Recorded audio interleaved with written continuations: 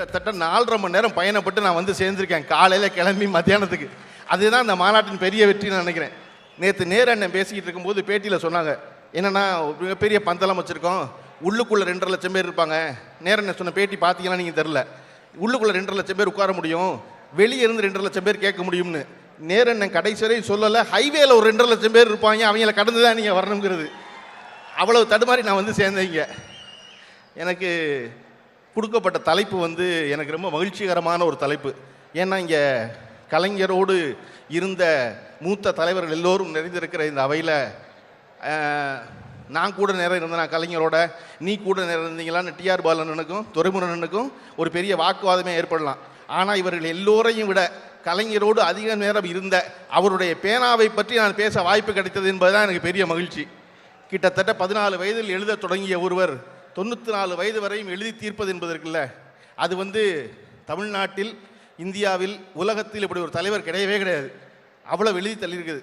அதுவும் நீ பார்த்தீங்கன்னா அவருடைய நாவல்கள், வரலாற்று நாவல்கள், கட்டுரைகள், கவிதைகள், 75 திரைப்படங்கள், இதற்கெல்லாம் மேலாக அவர் ரொம்ப இணக்கமாக மகிழ்ச்சியோடு இருந்தது எப்போ அப்படின்னா, அவர் வந்து தன் உடன்பிறப்புகளுக்கு எழுதிய 4051 கடிதங்கள் எழுதியிருக்கார் அவர். அதுக்கு தான் அவர் பெரிதும் மகிழ்ந்திருப்பார்.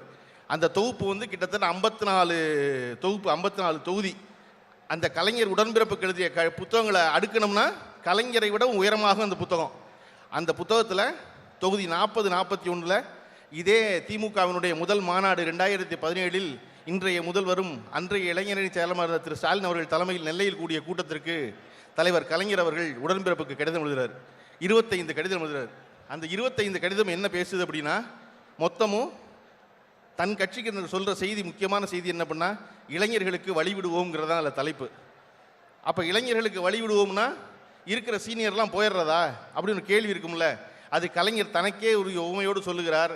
ஒரு தென்னை மரத்தை நட்டு வளர்க்குறோம், அந்த தென்னை மரம் 6 மாதம் வளருது, வளர்ந்தோன்னு அதில் ஒரு மட்டை கீழே விழுந்துருது.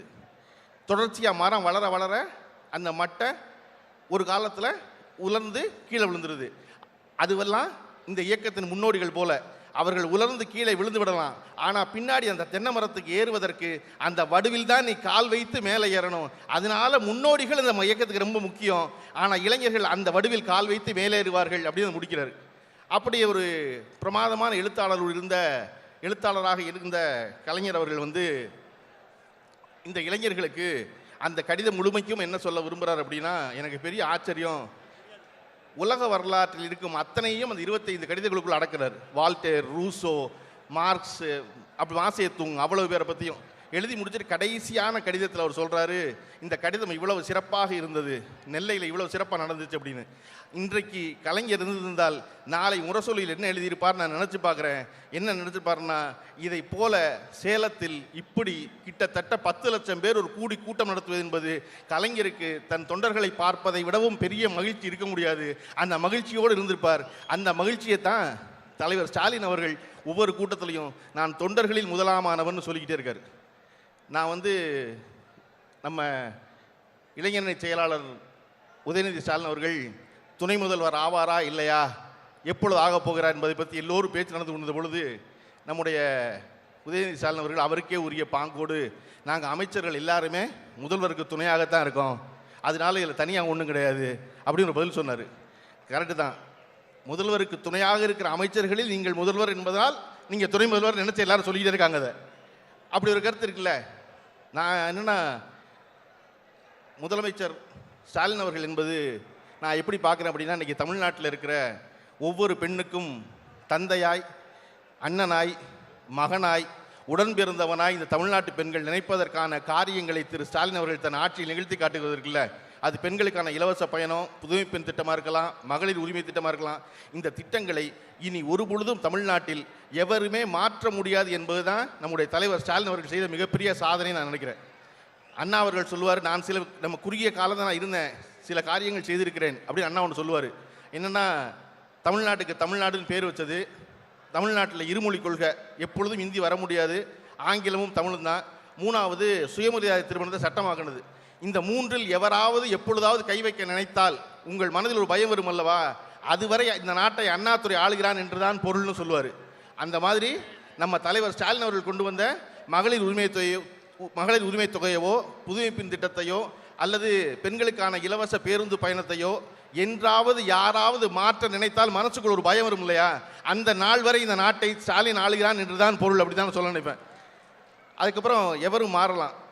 அப்போ அங்கிருந்து இன்றைக்கு இளைஞரணி ஏன் இவ்வளோ முக்கியமானதாக இருக்குது அப்படி நான் நினைக்கிறேன் அப்படின்னா, திராவிட முன்னேற்ற கழகம் ஒன்றில்தான் முதியவர்களும் சீனியர்களும் ஜூனியரும் ரொம்ப சரியாக கையாளுவது என்பது, ஒரு கட்சியில் இருப்பது என்பது இந்த கட்சிக்கு மட்டுமே உள்ள தனிக்குணம் நான் நம்புகிறேன். இன்னைக்கு மகேஷ் பொய்யாமொழி அவர்கள், அமைச்சர் மாண்புமிகு மகேஷ் பொய்யாமொழி அவர்கள் கலர் ட்வீட் போட்டிருந்தார். என்னென்னா, இளைஞரணி மாநாட்டிற்கு எங்களை எங்களை எங்களை வளர்த்தெடுத்த இளைஞரணி மாநாடு இன்று ஒன்று கூறப்படுவார். அந்த வளர்த்தெடுத்தங்கிற வார்த்தை எனக்கு அவ்வளோ பிடிச்சிருந்துச்சு. ஏன்னா பள்ளிக்கூடத்தில் படித்து முடித்த ஒரு மாணவன் மீண்டும் தன் பள்ளிக்கு போகும்பொழுது என்ன மகிழ்ச்சி இருக்குமோ அந்த மகிழ்ச்சி வந்து அவர் மீண்டும் இளைஞரணி மாநாட்டுக்கு வர்றேன்னு சொல்கிறதுல தோணுச்சு எனக்கு.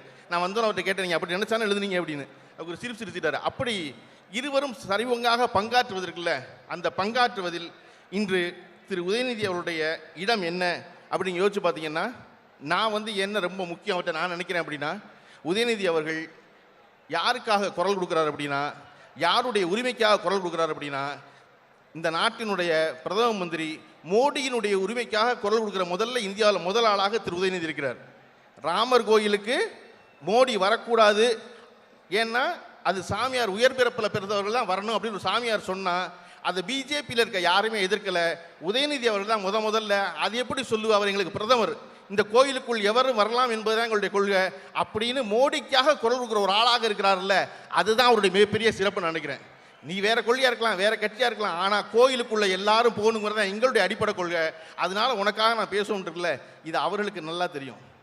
நான் பல தடவை சொல்லியிருக்கேன், நம்முடைய தலைவர் முத்துவேல் கருணாநிதி ஸ்டாலின் அவர்கள் பெற்ற பாராட்டிலே சிறந்த பாராட்டு எதுனா, ஸ்டாலின் இஸ் மோர் டேஞ்சரஸ் தென் கருணாநிதி என்பது தான் காரணம். அது எதிரி சொன்ன பாராட்டு.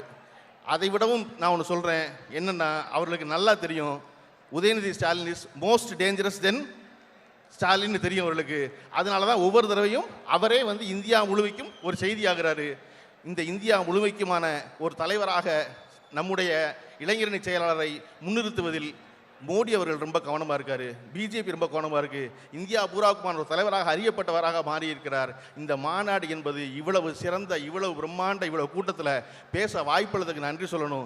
மீண்டும் இதை போன்ற பல மாநாடுகளை நீங்கள் நடத்துகிற மாநாட்டில் எல்லாம் அண்ணன் சபாபதி மோகன் போல நான் பேச வாய்ப்பு கிடைக்குமான்னு தெரியல, ஆனால் கலந்துக்கிற வாய்ப்பு எனக்கு கிடைக்கணும். அப்பொழுதும் இந்த தொண்டர்களை பார்ப்பதில் உங்களைப் போலவே நானும் மகிழ்ந்திருப்பேன்.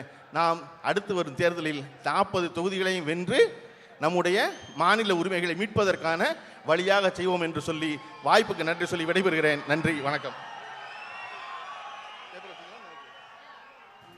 உடனுக்குடன் செய்திகளை தெரிந்து கொள்ள சன் நியூஸ் பெல் ஐகானை கிளிக் பண்ணுங்க.